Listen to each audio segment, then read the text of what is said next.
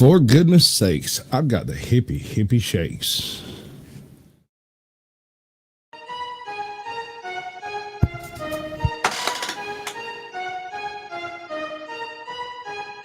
Good evening, ladies and gentlemen. Welcome to Sasquatch Shills. We're Sasquatch Shills, so you don't have to. I still haven't managed to get any sound out of my phone. So we're going to restart this whole shenanigans and see if anything's actually happening over here. All right. There we go. How are you doing, ladies and gentlemen? I got my boy backstage. We're going to pop him right out here and just go ahead and go with it because Captain Curmudgeon is on vacation. We have a new mic, better sound, I hope. Everything seems to be functional and nothing has caught on fire since I installed it. So I think we're doing okay. Let me bring the boy out here. Here we go. Wait, nope. Say hey, how you doing? Good. How are you doing, man? That's a little creepy, isn't it? No, it's a thing I do for the intros, right? I'm trying to build like a better intro, and one of the things I didn't do early in my career was do the zoom in. Mm-hmm. It's really cool to surprise them because you get a great little moment of personhood, I guess. I don't know. Well, I mean that's okay. No, it's all good. Honestly, it probably I probably noticed some unibrow going on there, so it means I just have to pluck it. So I appreciate you bringing in close. So well, otherwise no one would know. Exactly. I mean, I wouldn't have known if you wouldn't have done that. So there we go. Oh, you went with the long bearded one. Well, the way I do it is I go looking for typically your most viewed video, and while this might not be it, it's really close and it's a good one. It's direct. You go straight to the camera with it. You don't really muck around with anything extra. There's no set. There's none of that. And you're straight up doing ASMR titles. And that's an amazing thing to me because most people don't realize how popular ASMR is. Yeah. It's honestly, I never heard of it until maybe two years ago, I feel. And I mean, there's a wide variety. I do know that some people don't know what ASMR means, which is auditory sensory meridian response. And basically, to sum it up and to give a clearer definition of it, it's whenever, let's say, somebody whispers in your ear or like a certain sound, like either soothing or like you feel the tingle in the back of your like head or your neck. And do you remember in The Lion King when Cheech says to Whoopi, Mufasa, and she shivers and says, "Say it again"? Yeah. Yep. That scene, that is ASMR right there. Exactly. So, I mean, it helps me relax. It used to help me sleep. However, I usually do a lot of work and stuff late at night, so that sleep just creeps up on me and I don't really need ASMR, but I usually listen to it while working. Absolutely. You're doing a bunch of I'll say a bunch. You've got this series, this really cool series that I really like, and it's Sell Me a Movie. Yes. Right? Is that the title? Is that what it is? That is, yeah. Okay. That Sell Me a Movie series. The first one I saw was your Halloween Ends, but then I immediately went and watched every single one of them. I appreciate it. Thank you. I couldn't stop. So, funny thing is, Sell Me a Movie was never actually like that. When we first started off with the show itself, the way that the show first started was every week we had a different year. And for that year, what we would do is we would go over the top TV shows, movies, cartoons, music, toys at one point. However, it was a hell of a time to find any information on the toys, so we kind of dropped that.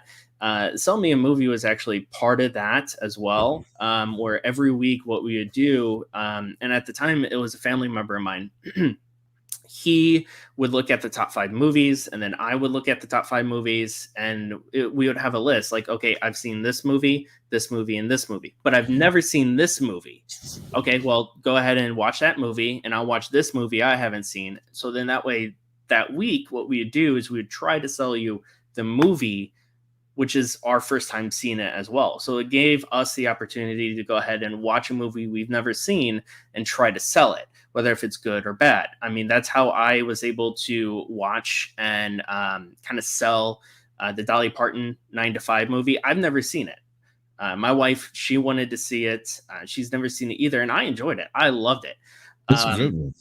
It is a very good one. And of course, that kind of moved to being a weekly basis to a month, where what we do is we pick a year for that month. And every week we would go top movies. Okay, next week is top TV shows. Next week is top music, and then movies.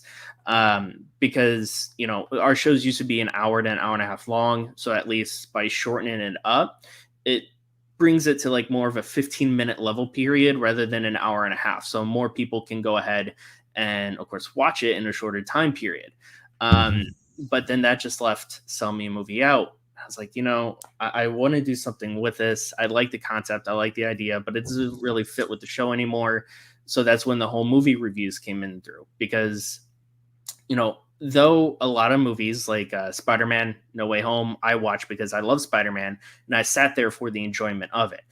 But usually, majority of the time when I watch movies, I look at the writing, I look at the editing, colorization, cinematography, the dialogue, the plot, exactly, the plot, the CGI, because I mean, I like to write and I like to write screenplays. So that kind of helps me learn and what I can do better as well. So let me ask you this: have you seen the Rings of Power? I've seen 2 episodes. Okay, first 2, I assume. Yeah, only the first 2, and then I kind of stopped. I think you answered my question. Have you seen any of the House of the Dragon? I've seen like half of the first episode, and then I kind of just, you know, fell off at that point. What I like to do is I like to go into series like that. For an example, Game of Thrones was based on the book, which of course later on during the series, you know, J.R.R. Martin, right? J.R.R. Martin, he didn't create any books to follow through the seasons that they're creating. So they kind of had to partner with them. So I kind of fell and followed suit with that. But when it came to House of Dragon, you know, I believe it's based on a book, but I never really watched it. When it comes to the Rings of Power, I do know that was never really based on a J.R.R. Tolkien book, that it's pretty much almost fan fiction, basically. I watched every minute of it twice. I did that to myself. I did it because I had hopes. I had hope. Do not trust a hope. It has forsaken these lands. Oh God, it was so bad. And they try so hard. They try so hard to do a gotcha twist at the end where they've been leading you down the garden path a certain way, but it is such a freaking obvious twist that it's not a twist. It's literally the end of that garden path. And they go, ha ha. And I'm like, that's not a reveal. That's not how you reveal. That show is what happens when fanfics get into Hollywood. Yeah, especially those who, you know, don't really do research. Going back to the Halloween Ends type aspect of it, I do know that Halloween 2018 was supposed to retcon 2 forward, which I mean 3 is a standalone anyway, so it doesn't really count. But it's supposed to retcon Halloween 2 that, you know, originally aired back in the 80s, and then retcon everything else. But the way that retcon, the thing about Halloween, you retcon a retcon that's been retconned. I'm not sure where I stand anymore. I think we're firmly in the footing of an unreliable narrator. Yeah. The sad thing too is the fact that, you know, if you watch the second one, it makes sense to the first one. Okay, where does Michael show up? Okay, well, you know, he shows up at the hospital still going after Laurie Strode. Then you watch 2018, and then you watch the first one, it's like, okay, he vanished, but where did he go? Oh wait, in 2018 he's at the psych ward. Like, how did he get there? How did they capture him? Like, it doesn't make sense. So I like to think of it like 2018 is really the third one to me, because if you watch the second one, yeah, he catches on fire, yeah, he gets the shit in his eyes, and, you know, he kind of goes blind, but it kind of makes more sense. Get shot in the eyeball at one point in time. He does, yeah. But theoretically and logically, like, people have lived from that. And in 2018, it looks like he is blind in one eye. So really, what they should, in my personal opinion, they should have only retconned 4 and forward. They should have kept 2 because it kind of makes more sense if you line it up that way. I don't care how you put them together. They don't make any sense after the first one. They lost the thread. They attempted and failed to revitalize revitalizations. Mm-hmm. Oh wow, it's going to do that thing now. Let's see what we can do about it. There we go. That's cool. That's something that happens. I figured out that if I don't use this part over here very much, it doesn't happen as often. Something about doing this makes it glitch out over here. But if I just keep the mouse on this one, it seems to run fine. So that's what I'm trying to do. How do y'all like the sound? Is the sound improved? Is this any better than the previous time when I was screaming into the mic and no one could hear me? Just into the void. You know how it is. I'm sure you've screamed in the void at least once. Well, before I got these, and then of course the mic, I was running with JBL headphones, and so the sound was coming from the JBL mic. So once, of course, I got the mic, which is what a lot of gamers use apparently. I believe it's what you have too, is the HyperX. And then, of course, the headphones, I forgot the brand of them, but a lot of music editors and music individuals actually use them because the depth and quality, it's more balanced than there is more bass. Like Beats like to use more bass into anything else, where these, it's more stabilization, basically. Right. Sound balancing has been my bane since I started this whole show. Every time I try to upgrade or improve something, I get a new and improved glitch. Like my computer flips out in a brand new way every time I add something to my sound. And, I want to thank Toe for Life. Toe for Life sent me a link for this microphone. It's the HyperX Quadcast. And I can't even get near it or I'll trigger it. I've got it turned all the way down, and I'm turned down on the receiving end going into StreamYards. It's it's ridiculous. It's nice though. It sounds nice, and I like the coloration of it because I'm pretty sure I've never been diagnosed for it, but I'm pretty sure I have ADD. So like when I'm talking and I see the microphone glowing, it like helps both sides of my brain to pretty much focus. So it's good. Get it up here so you can see it. There we go. Oh yeah, that's great. I love it. I don't know. So do you do film theories? Do you have any weird film theories? And like what manner? Like throw a film out there. I'll throw one out and you follow it up with whatever you think about it. All right. Have you ever seen A Quiet Place? Yes, I've seen both of them. Okay, so A Quiet Place is not what it appears to be. It is actually like a deranged alcoholic's experience with his family. It's from the child's perspective. If go watch the movie, and every time the monster shows up in the child's view, the father's nowhere to be seen.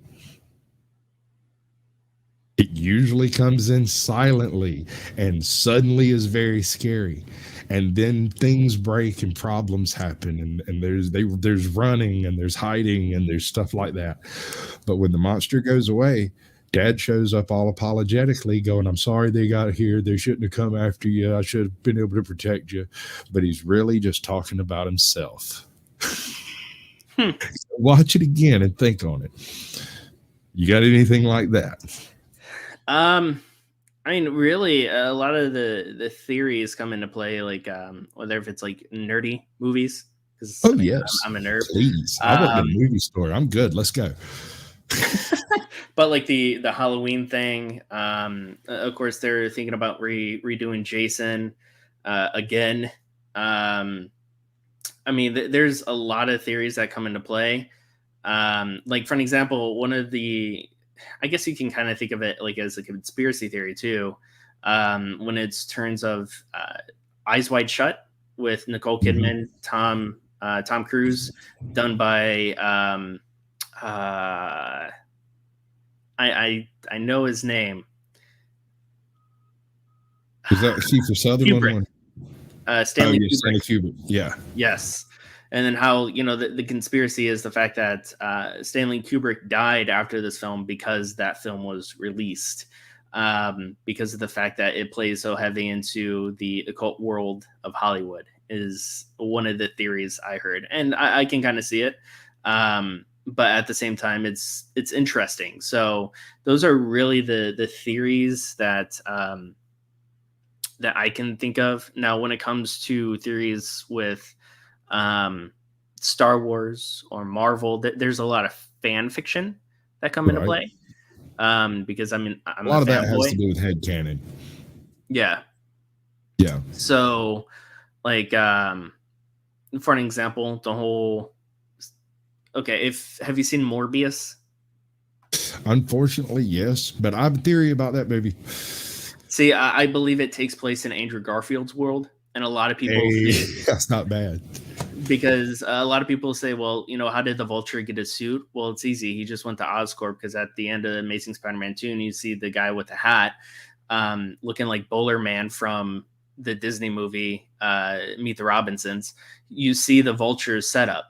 You see it in there. So why not? Why couldn't he go to Oscorp and actually steal it and still utilize it? It may look Or different, just buy it. Oscorp is a business. or just buy it. Yeah. Exactly. But Um, so that's my theory: is it takes place in the Andrew Garfield world. okay, so what genre of movies is your particular favorite? I see, know, but you got to pick one.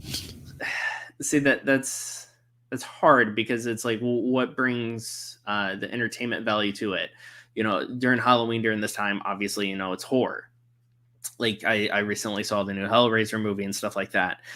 But when it comes to everyday life, like I don't like. Well, I do like comedy. In the sense of my guilty pleasure is Without a Paddle, because I do like Matthew Lillard in those films. Um, but really, it's the movies that I usually go to are Marvel based a little bit, but also, you know, it's just that's an open ended question It and it's is. hard too. I intended it to be an open-ended question. It's not really one you could peg down. But No, I like my fiction with spaceships or okay, dragons. okay. Take So your pick. like 2001: Space Odyssey, Yep. Aliens. Uh-huh. Then you also have your I like Tim Terminator. Allen, Alan Rickman, Sigourney Weaver, which is Space Quest. Sure. Then Terminator, yes, Uh-huh. Terminator. As far as Dragon Base, you probably have like Reign of Fire, which was Oh actually a yes. Disney movie, and also starred Christian Bale too. So you have that movie, and then I mean, you can go as low or as little as child friendly to the point of Onward too. Like I never thought I would enjoy Onward, but I love it because it played so much I into don't the know if I've seen that one. I've seen it up there, but I don't know that I've actually watched it.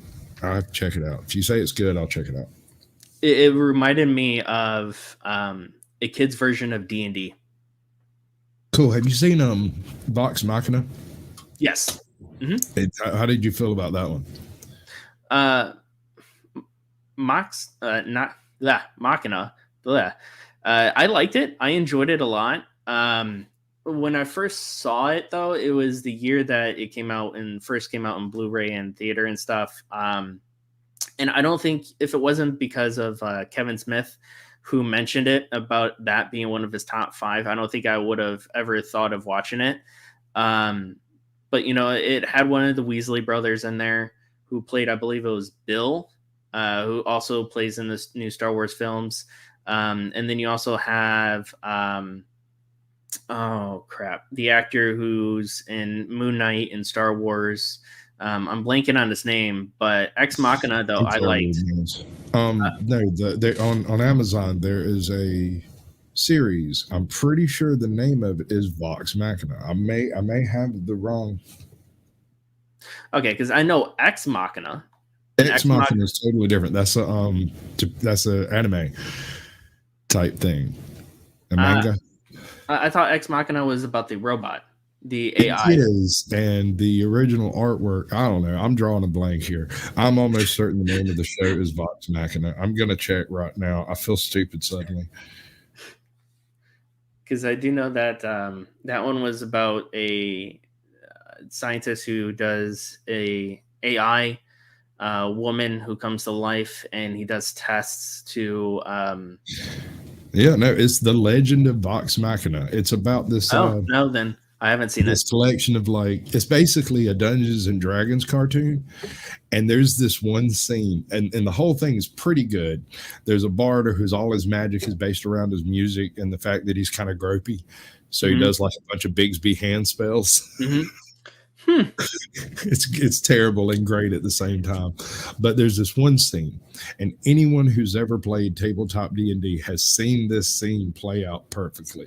There's two people arguing over a pick in the treasure, and they degrade down to the point where they're just flicking each other off in a machine gun style fashion across the table and no longer talking to each other. It's beautiful. Yeah, I see that Andrew likes to watch Adventures of Vox Machina. So It's excellent. I'm hoping they make another season. And it's doing that whole Hollywood agenda thing that we were talking about beforehand, but at the same time they did it well. See, that's the thing, is you don't have to shove it down people's throat. If you do it well, they'll lap it up. They'll line up to see it. mhm. Just making it all about the message doesn't make money at all. It will go broke. You can't help it. But if you'll write a good and compelling story, not only will we watch it, we will tell people to watch it. Because a perfect example of that is my wife and I watched the movie Super Pets. Now, when Lightyear came out, Lightyear, I mean, I tried to stay away from it just because of, I didn't want to watch it because of how much drama it catapulted. And I'm a Tim Allen fan. So when I knew that they weren't doing Tim Allen as voice of Buzz, I didn't have any interest. But I mean, I'll use Super Pets and Buzz Lightyear for an example. Buzz Lightyear, it was heavy into, they added a scene that everybody didn't want to add, blah, blah, blah. And it created an uproar. Well, when you watch it, can it fit into the scene? Yeah. Could it, be cut and not make a difference? Yeah. But why did they add it? It was because of what was going on. And they verbally said it was because of what was going on. But if you watch Super Pets, though, not the exact same scene, but similar scenes to that happen, and nobody knows about it because it's not an uproar. Like if you watch it, be like, oh, they added that. Okay, no big deal. And why is it no big deal? Because it's not a big deal at all. It was well done. It was, you see two women who are obviously together, and the character animal says my two moms, and it shows the two moms. It's like, okay, perfect, whatever. Like there it is. Like you can still have it and it not matter to the point of, where it doesn't cause an uproar, You and know where I people draw the are line? okay with it.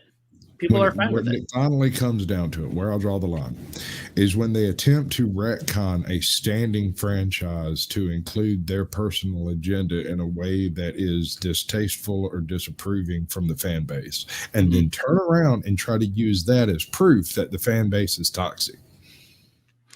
Yeah, yeah, I can kind of like agree with that just because it does feel like a jab to those. I mean, a recent show that came out does do that in some cases where it talks about toxic fandom. But a lot of people also say like Marvel fanboys. They say, oh, the toxic fandom from Marvel. It's like no, real, like for example, I own a lot of comic books, and when I read them, there's certain characteristics to a character that it sets in their like blood or their comic book DNA type aspect. And when you Truth, change it, justice, and the American way.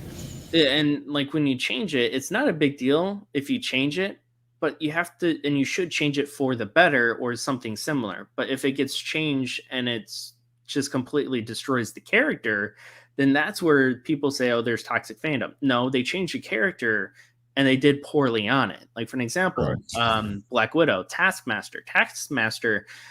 It doesn't matter if it was a male or Doesn't female. matter at all. It In doesn't matter fact, at if all. it had been a male to start with, and then they did the twist and made it a woman, and then did a twist and made it a male, and then did another twist and made it some alien transmogrifier, it would have been great because we have no idea who Taskmaster is, you know? Right. And in the comics, it's a male, and in the movie, they changed it to a female, which is fine. It's no big deal. What was the issue is how that character was done and the execution of that character. Because Taskmaster in the comic books is a badass. Like he learns. He has a intellectual mind where he learns people's skills. Okay, that's fine. That you want to download it to a person's brain to make them more of like a robotic sense. Okay, I can kind of get that. It makes it more realistic in a certain way, but the execution of it was just done poorly. It's badly done. I got you. It wasn't the character. They put a person in place to be that character that wasn't that character at all. Yeah, I got you. But that's bad casting. What can you do with it? Not much. nah. Okay, so you've got this channel going on. You've been doing it for about what, a year now? Yeah, about a year. Yeah, you just did a review on Black Adam too. Go check that one out. It's cool. All right, so we're at that point in time in the show where the things happen, and I poke the button, and something happens, and we hope it all works, and I hope y'all all hear it, and I hope it does the thing. You Oh, know cool. about cars? Yes, I'm a paleontologist. Oh, it's okay. There's dynamite in this bag, too. I am a paleontologist. I'm a paleontologist.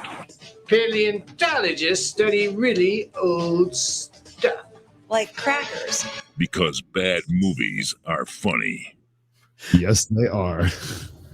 So, very first video, YouTube paleontology.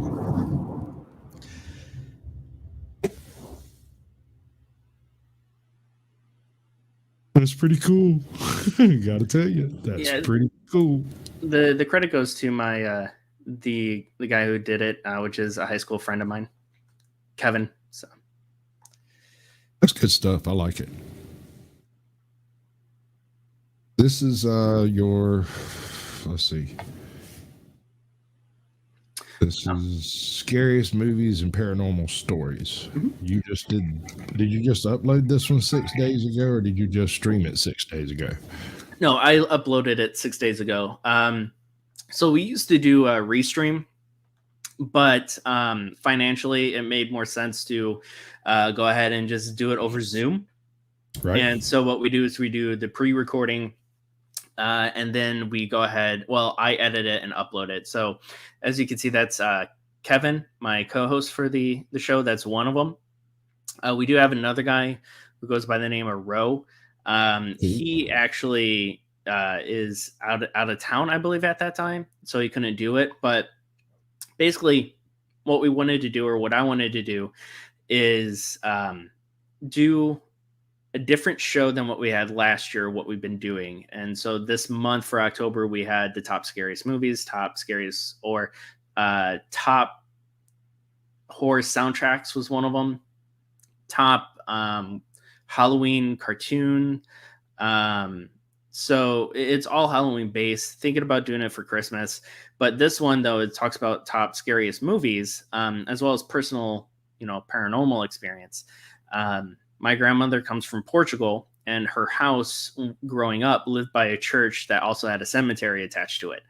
So throughout my experience, there has been some paranormal experiences that has happened. So this is just us talking about, personal paranormal experiences, whether if it's a bump in the night or hearing your name across the room when you're the only one at home. I spent a lot of time out in the swamps when I was growing up, and that hearing your name thing, it can really unglue you in the wrong place. Because when you're miles away from anyone and miles away from anyone who would know you, and you hear your full Christian name given. Yeah, so perfect example of the story I said here was basically growing up. We lived in a house in a small town called Wajack, Michigan.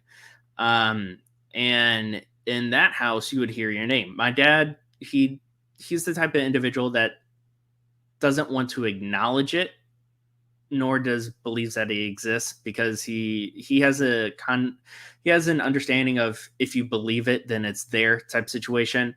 Where, my mom's side of the family, like, we believe it because we know it's real.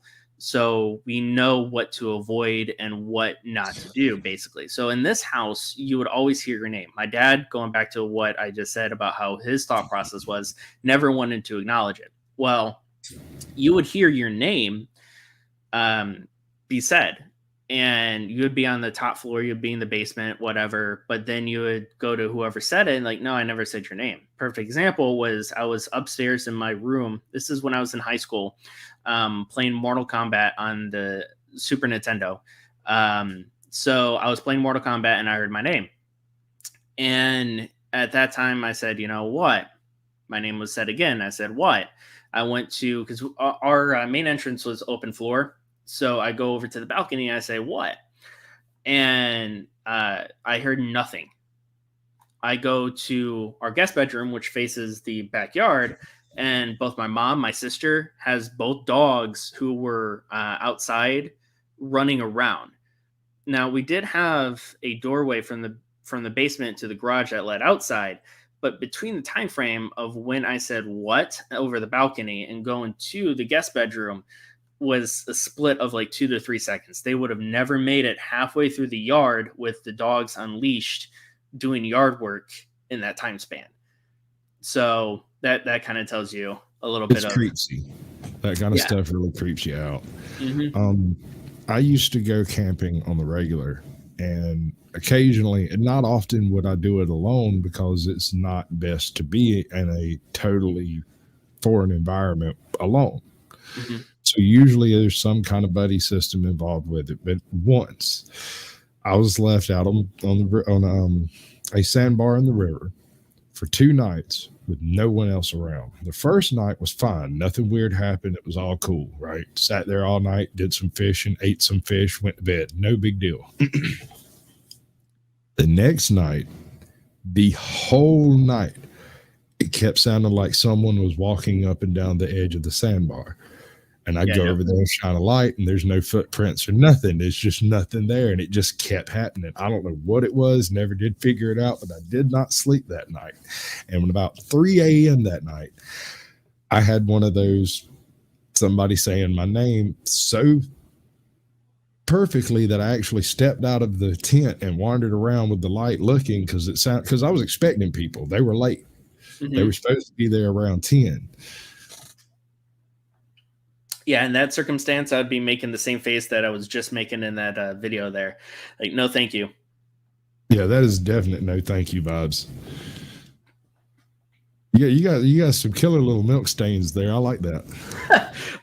I believe I've had them since a little after college, if I'm not mistaken, because I graduated college in 2010. Because I graduated high school in 2008. So it comes with, stressful environment, that whole kind of thing. But yeah, I started to get like the gray in the hair, like right here. That actually started to happen. Like, I think somebody pulled it out of my head and said, "Oh, you have a gray hair," when I was 18. So yeah, it's just keeps growing. Me too, bud. Me too. Well, let me tell you, until I was 30, it just grew in like Joe Dirt's.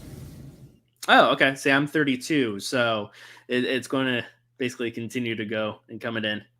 Well, I mean, like, up until I was about 30, I didn't even have hair through here, and I didn't have hair down through here, and I didn't have any hair under here at all, and I still got a bald spot right here. Okay. Yeah, like, I did have it long from the previous videos and stuff like that, but when I got married, I cut it, and then kind of kept it short the whole time. However, my hair in the back, though, that has grown out since the wedding. So just like you, I myself have some long hair. A great, gorgeous, luxurious mane. Well, let me tell you, it's that Pantene that gives it away. Don't hate me because I'm beautiful. Hate me because I'm better than you. Well, one thing I will say though is when I graduated high school again back in '08, yeah, I had the Justin Bieber haircut before Justin Bieber was ever a thing or probably even alive. So I had the whole, side swipes, but of course it was the trend at the time, right? You go with like the emo phase, My Chemical Romance type of thing. And so when I moved to Florida, it was hot as hell with the long hair. I was like, I can't do this, no way. And I was going to college. I was working at PacSun.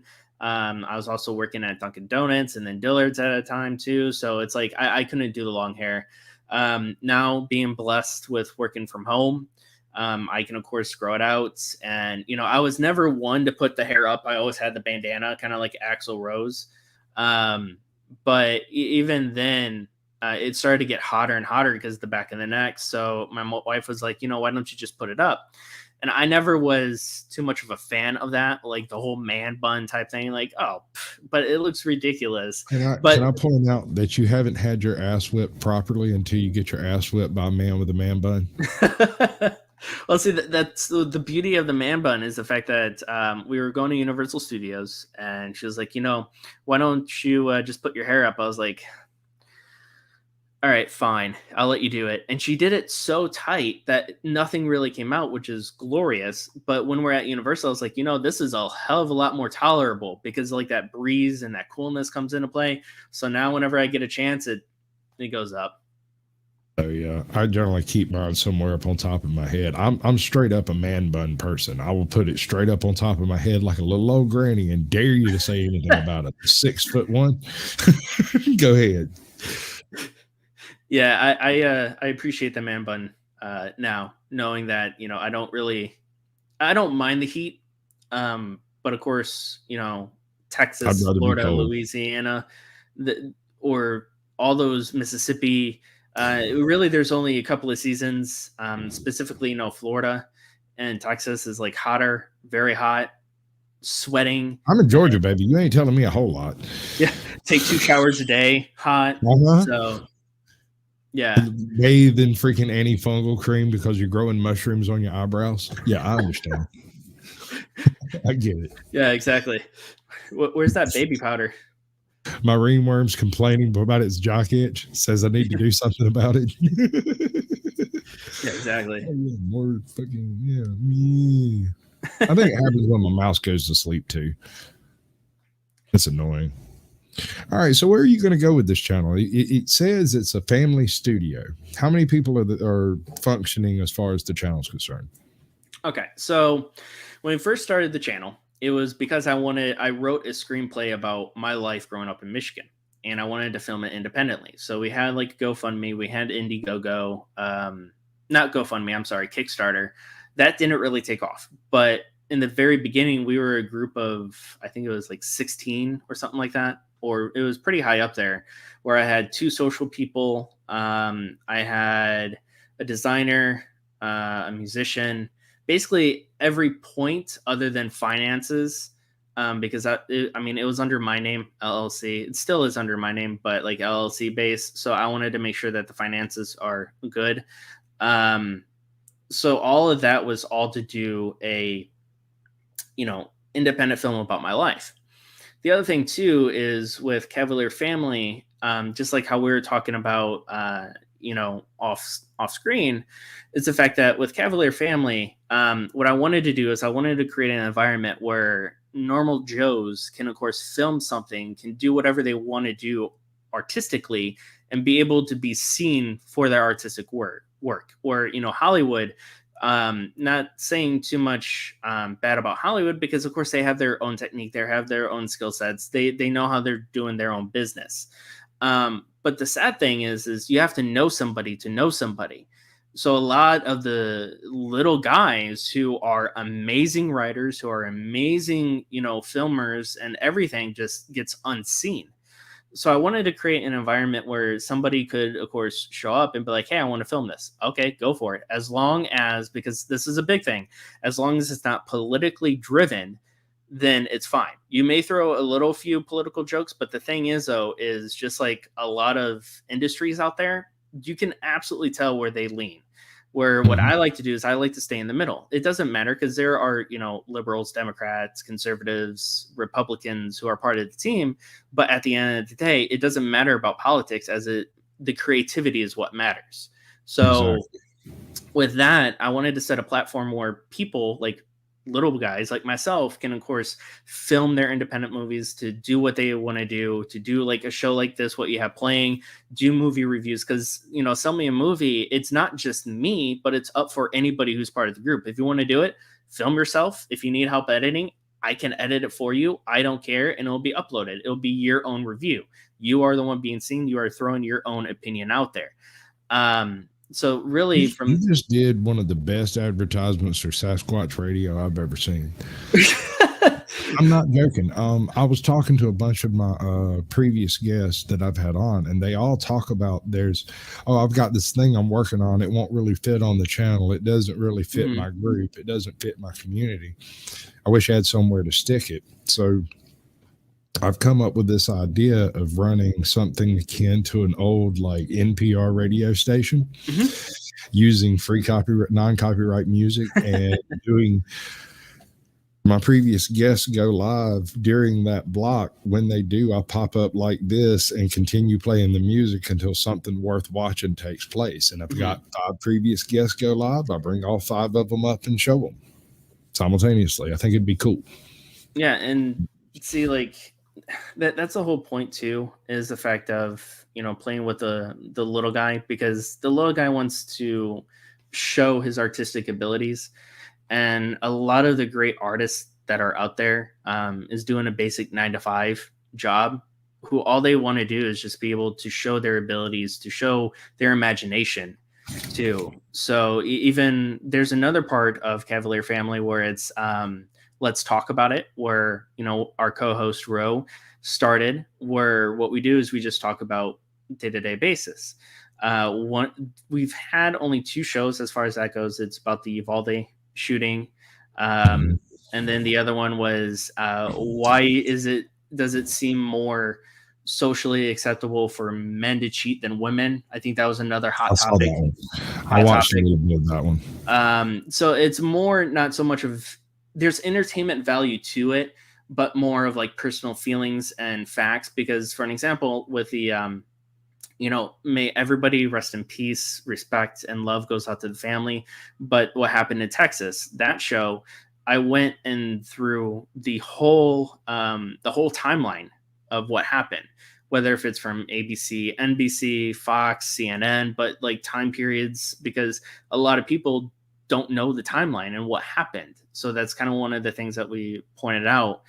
But even then, like there's also a short video that a buddy of mine did where it's Outside Man, a little short video that he did during like the whole COVID and stuff. And then there is, of course, the ASMR video. There's this video. I am working on something currently right now where it's a table read, which is, because everybody knows the table read. They go in, they read off the script, and this is how it's going to go. Okay, let's do character. This is how you should act out this character. The one thing with me is I write the characters, and I have basically a strong connection of what I want that character to be, but I'm also up into interpretation. So for an example, if I write a character, and let's say if I have a specific idea for this character, but you are playing them, and you hold that core values, but it's your own imagination of that character, whether if it's talking, whether if it's some dialogue, because I'm okay with, free roam when it comes to dialogue, because some of the things that you may come up with may be better than what I've written.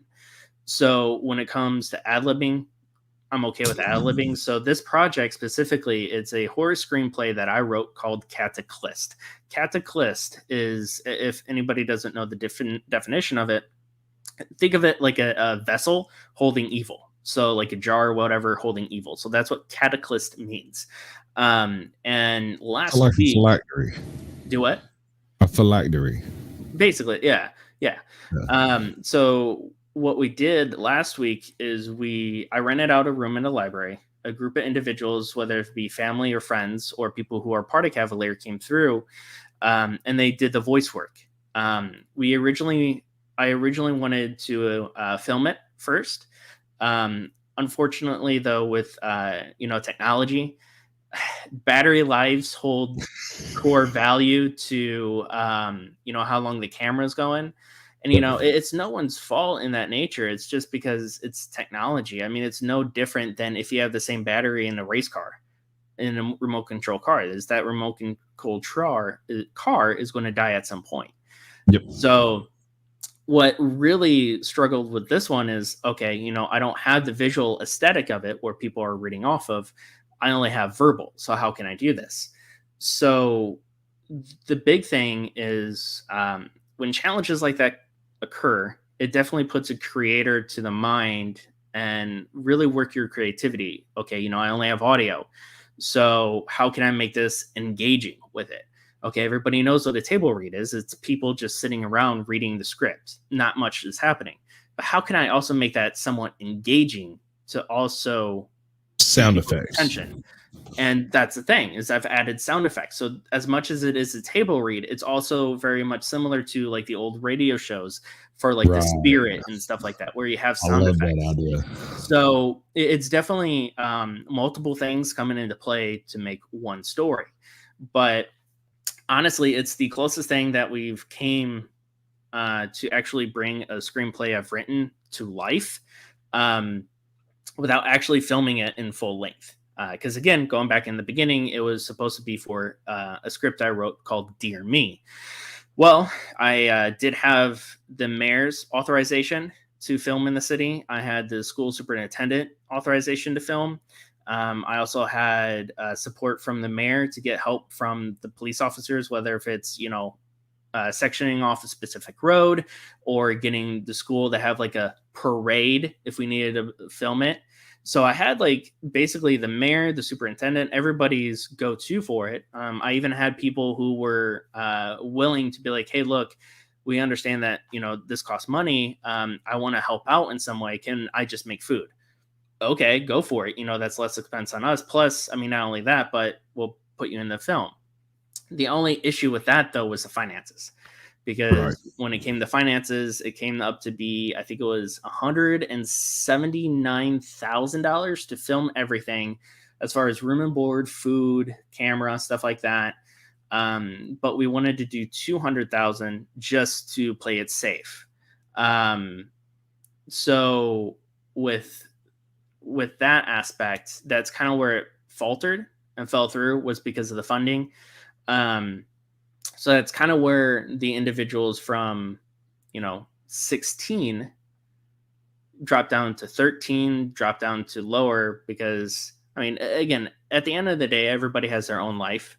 And exactly. I'm not going to stop somebody who's part of the group for me, because everybody has a family, everybody has their own job, everybody has what they ever want to do, everybody has vacation. So don't hold what I'm trying to do to a priority, as you need to take care of yourself. Welcome to the show, Tom. Good to see you.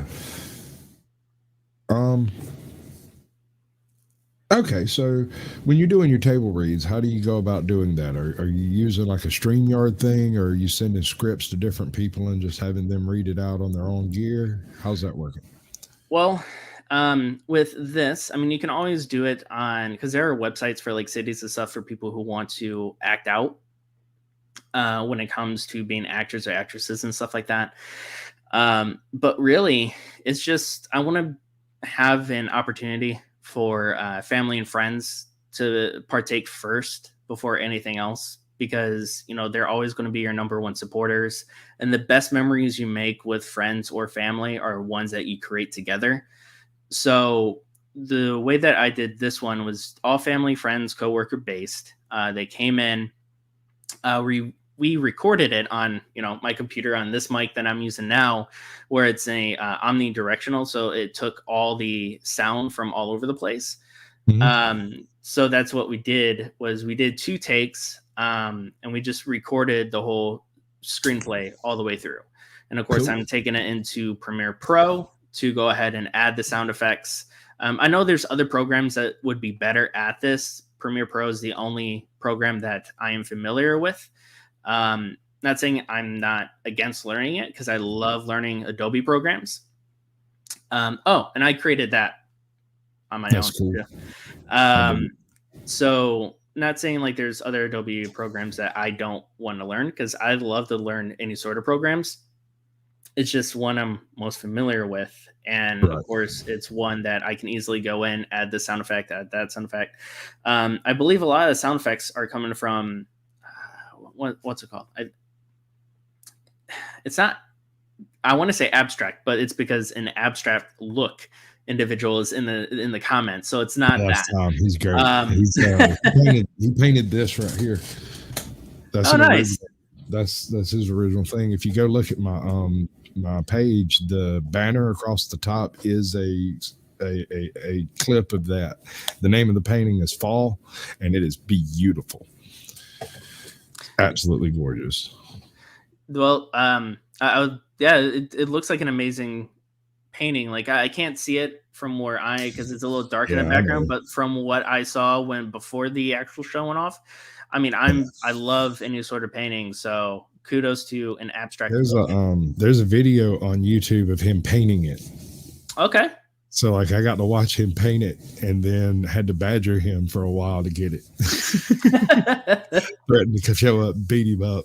MLH Mexican Longhair bought a few of his paintings and got real upset that this one wasn't available. And every now and then he hits me an email. He's like, "So how much for that painting?" And I'm like, "Dude, you're messing with the wrong one. It's not for sale. This is mine. You can't have it. Tom can't even get it back." It won't happen. All right, you know what you've done? You know what you did? You did a show already. You did the whole thing. You did the whole show. That's the way Sasquatch Shills goes. We come in, we talk about your content, we look at your content, we discuss your content and anything you plan on doing. Now we come to the little wrap up part of the show where I ask you a very important question. Okay. I want you to think real hard. What are your favorite channels? On YouTube? Yeah. Well, now this one. As far as YouTube goes, I mean, I am now familiar with your channel, and I support anybody who wants to be able to bring up a smaller channel. So I can't thank you enough for actually reaching out. Because like I said in the very beginning with Cavalier, I tried to do the same. It didn't work out for me, just because my technique, my direction was going different. So of course there's individuals like you that of course is needed, because of the fact that you're the ones that bring the little guys up farther. And of course I do know that it not only helps you, but it also helps everybody that you bring to the table as well. So I mean, within the year, this is my second interview I've ever done, because I've always brought people onto the show. So with that, I can't thank you enough. But as far as other channels go, I mean, it's basically whatever it kind of keys into my likes, right? So like IGN, so video games, movies, anything that has to deal with Adobe tutorials, because I mean, being out of college, I don't have the skill set, because when After Effects came into play after I graduated, or a little before. Can I tell you a secret? Yeah. I use only free programs. Okay. For everything I do is OBS, just Shotcut, and I think that's it. OBS and Shotcut. Everything else is done in YouTube some kind of how. See, I give you kudos, because like where I'm trying to learn one program, like with a skill set that I kind of graduated with, you're doing it on a whole different level of learning programs that I didn't even get a computer until I was 43. And see, like you're steps above me. I want to do this thing that you see me doing here. This is what I want to do. And I just beat my head against it until it gave up. And see, that's the thing is, of course, determination is key. Imagination is another thing, because you can't have determination without knowing what you want to do. So that's where, imagination comes into play. So, and especially since you said that you never got a computer until you're 43, and then trying to learn stuff on YouTube and stuff. Like, I haven't even touched to learn anything on YouTube. I haven't touched any of the free programs because I'm just going off of what I already know. But you're there more in the grind, I feel, as far as learning more stuff, because you don't have you always have the ability to go to Adobe. But at the same time, though, you're still using the free programs that may take harder to learn because of like the knowledge base and stuff. So I don't have any bad habits yet. That's a big deal. I can learn from other people's mistakes and not do the bad things that people do. Like, one of the things I've hated my whole life is too many jump cuts. But do you know what a compilation is? It's a bunch of jump cuts. But is it intriguing and is it engaging? Because if it is, it must be. I got a short that I put out earlier. I cut a little video and uploaded it, and then used the remix feature on YouTube to make it a short. 7,000 views in an hour. See, I can't. And it was age restricted. I don't know how, because I'm sitting here where, that ASMR video, which is just me reading off movies, got 900 and something, and everything else is like 20. I think the show that you're showing now is the most audience score. I think is like 997, I think. Yeah, and then here you are sitting at like 7,000. I'm like, I have no idea how you're doing it. I don't know how anybody's doing it. Shorts are different. And we're fixing to go into the After Dark section. I'm going to drop the link in the chat. Previous guests that want to come up and update their channel can come up and do that. But mainly what we discuss is basic YouTubery, the programs that we use to do our YouTubery. We discuss shorts. What I want to do is help you make more, better content easier. Right?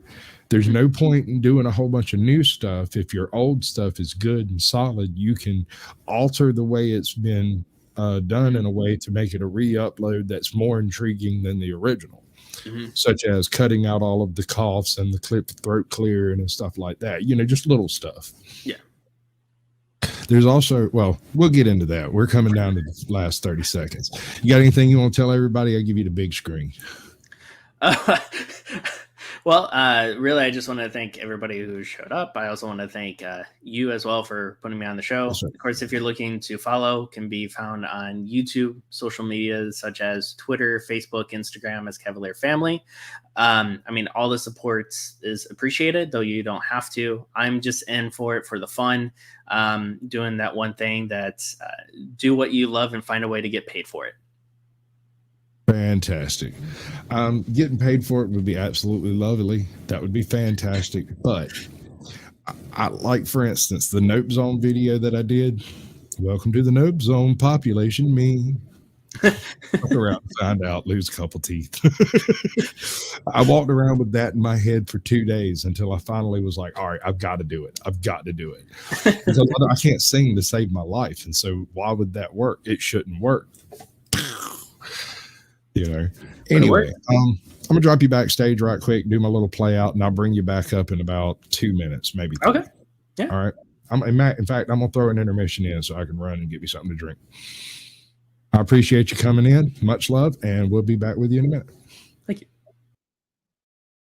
All right, ladies and gentlemen, that's the end of Sasquatch Shills, and you know what that means. We've got to press the button over here, and it's supposed to do things. And if I can't find the button, I'll press a different button. Which button is it? It's this one. Hey, she was a cutie in a sundress. I told her I just had to confess. I got a crush on you, darling. Them long tan legs got me falling. Right? Okay, we're going to intermission now. Yeah, let's go. I ain't the first with the curse with the third.